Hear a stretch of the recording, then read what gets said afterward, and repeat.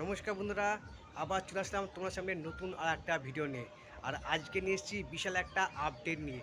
তো তোমরা যারা সোশ্যাল মিডিয়া একটু চোখ রাখো তারা সকলে জেনে গেছো যে নতুন যে বন্দে ভারত স্লিপার সেটা কিন্তু চালু হচ্ছে। আর দেশের প্রথম যে বন্দে ভারত আর যে রুটটা চলবে সেই রুটটা হচ্ছে আমাদের সকলের খুব প্রিয় একটি রুট, সেটা হচ্ছে এই ব্যান্ডেল কাটোয়া শাখা কিন্তু প্রথম পেয়েছে এই বন্দে ভারত স্লিপার ট্রেনটি।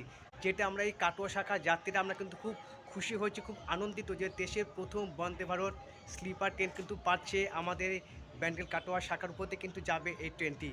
তো বন্ধুরা, তোমরা সকলেই জেনে গেছো যে এই ট্রেনটি স্টপেজ কোথায় কোথায় আছে। তাও একবার বলে দিচ্ছি, ট্রেনটা কিন্তু আমাদের কাটোয়া শাখায় নবদ্বীপ ধাম পেয়েছে, কাটোয়া পেয়েছে এবং ব্যান্ডেল স্টেশন পেয়েছে।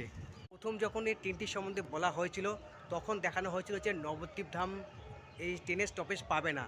তো ফাইনালি কিন্তু নবদ্বীপ ধাম স্টপেজ কিন্তু পেয়ে গেছে এই বন্দে ভারত স্লিপার যে ট্রেন, তার স্টপেজ কিন্তু নবদ্বীপ ধামে কিন্তু আছে।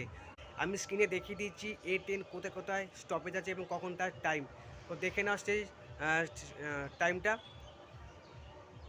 বন্ধুরা, এখন শুধু সেই শুভ দিনের অপেক্ষা যেদিনকে আমাদের দেশে মাননীয় প্রধানমন্ত্রী নরেন্দ্র মোদী এসে এই ট্রেনের শুভ সূচনা করবে সেদিনকে।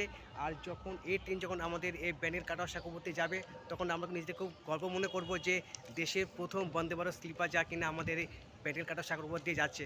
তো সেই দিনটা অপেক্ষায় আমরা সকলেই আছি, যারা যারা রেল ফ্যান তারা প্রত্যেকেই কিন্তু এই শুভ সন্ধিক্ষণের অপেক্ষায় কিন্তু আমরা রয়েছি।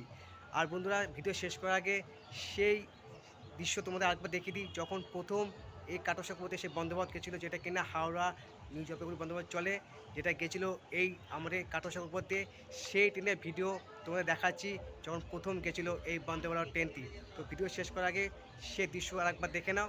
আর যদি আজকের ভিডিও তোমার ভালো লাগে অবশ্যই লাইক করো, কমেন্ট করো, চ্যানেলটাকে সাবস্ক্রাইব করতে। ততক্ষণে টাটা।